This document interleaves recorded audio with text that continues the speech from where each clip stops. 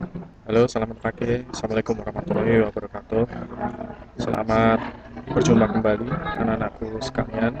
Bagi yang baru menerima pelajaran PLH, ini bersama Bapak di acara mapel pendidikan lingkungan hidup. Baik, kita mulai supaya ringkas waktunya dan tidak banyak mengeluarkan kuota. Pendidikan lingkungan hidup dalam bentuk perilaku lingkungan yang bertanggung jawab. Bapak ambil dari artikelnya universitas ini. Jadi awal mula pendahuluan pendidikan lingkungan hidup itu pada saat ini berada dalam masa transisi, di mana bentuk sosial, tata cara yang berlangsung, serta nilai-nilai akan berlalu sebelum bentuk-bentuk dan metode baru punya waktu untuk menjalankannya. Dampak dari proses beban yang cukup berat bagi sumber daya alam dalam proporsi yang memacu pada ketergantungan pertentangan baru, yaitu eksploitasi sumber daya alam yang tidak terkendali, terjadinya limbah, pencemaran, dan kemiskinan. Kita sudah paham ya, sekarang ini banyak sekali sampah plastik, sampah rumah tangga, deterjen, dan lain-lain. Untuk permasalahan kerusakan hubungan yang harmonis antara manusia dengan lingkungan kemudian merebak secara global. Dari data menunjukkan bahwa sekitar 29% lahan bumi mengalami penurunan penggururan antara ringan, sedang, dan parah. 6%-nya sangat parah.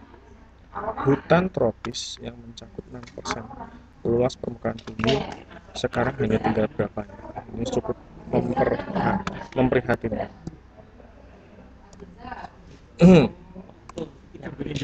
Antara 7,6 sampai 10 hektar per tahun mengalami kemusnahan, khususnya di Kalimantan, Sulawesi, dan Papua.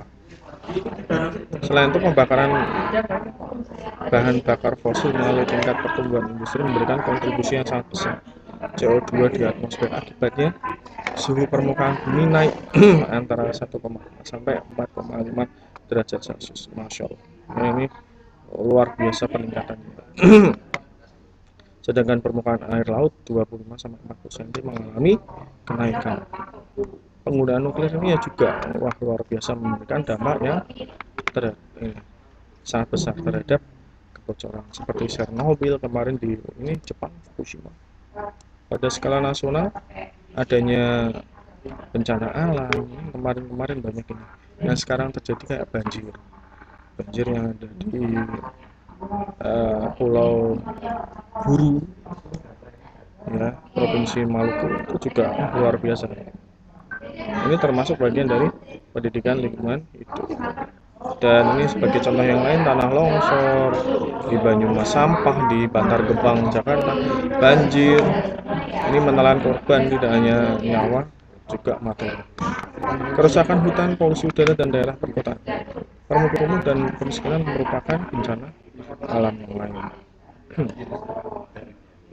Kerusakan alam yang terjadi pada dasarnya lebih diberatkan pada kemampuan manusia untuk melihat dengan jangkauan jauh melampaui batas kepentingan. Kerusakan lingkungan merupakan manifestasi pengembangan dari permasalahan sosial dan lingkungan yang saling terkait.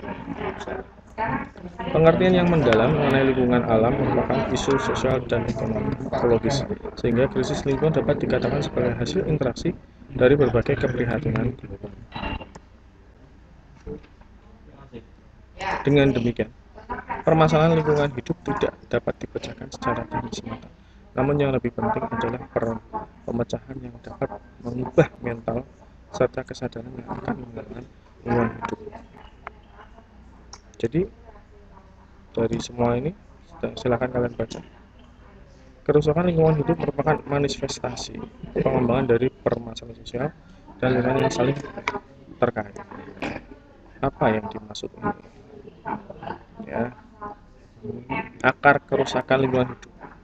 Hasil penelitian menunjukkan bahwa penyebab berbagai gangguan yang terjadi di planet bumi berakar dari tabiat dasar manusia sebagai imperialis biologis.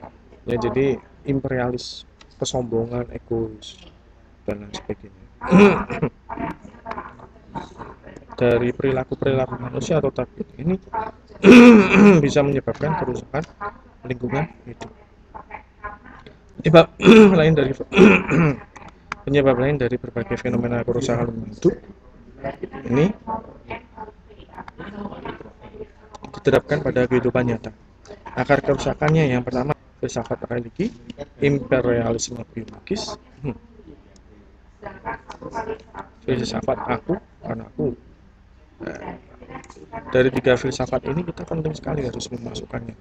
Beranggapan yang ini religi bahwa manusia beranggapan bahwa keturunan manusia harus banyak mungkin dalam melangsungkan generasinya.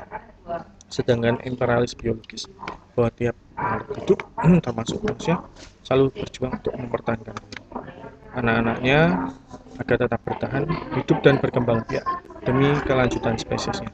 Filsafat aku lawannya bukan aku, bahwa aku bukan merupakan bagian dari yang termasuk lingkungan alam sehingga kecenderungan manusia menguasai alam.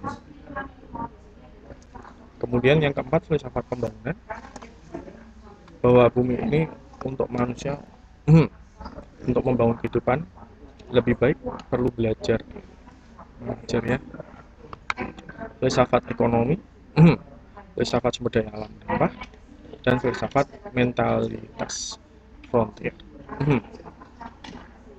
Ini tujuan lingkungan hidup ini meningkatkan perlindungan dan sikap bertanggung jawab terhadap lingkungan.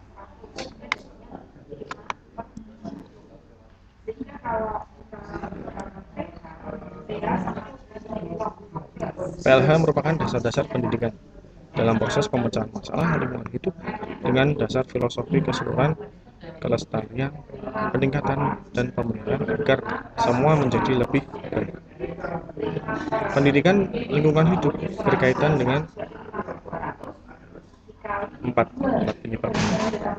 Yang pertama adalah pemahaman mengenai budaya silam, yang kedua pembelajaran holistik, dan yang ini ketiga perlibatan potensi masyarakat, dan yang keempat adalah pemahaman mengenai terkaitan antara konsep dasar lingkungan dengan permasalahan yang ada di sekitarnya.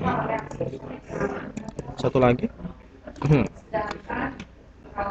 yang perlu Bapak jelaskan.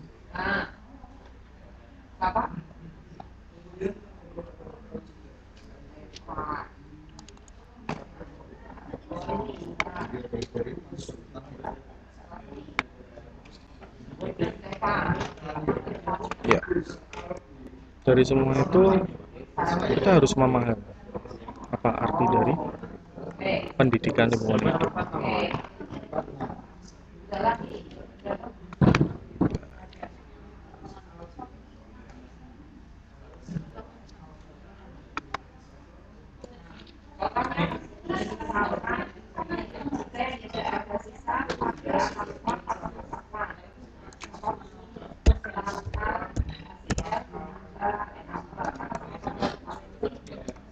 PLH merupakan pendidikan lingkungan hidup merupakan upaya mengubah perilaku dan sikap yang dilakukan oleh berbagai pihak atau elemen masyarakat yang bertujuan untuk meningkatkan pengetahuan, keterampilan, dan kesadaran masyarakat tentang lingkungan, isu permasalahan lingkungan yang dapat menggerakkan masyarakat untuk berperan aktif dalam upaya pelestarian dan keselamatan lingkungan hidup untuk kepentingan generasi sekarang dan yang akan datang.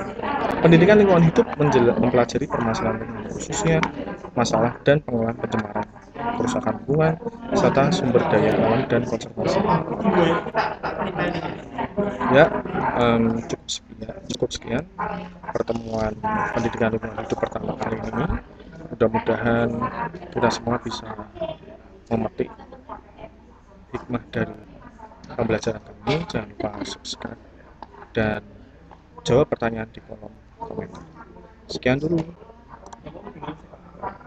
Wabillahi taufiq wal hidayah. Assalamualaikum warahmatullahi wabarakatuh.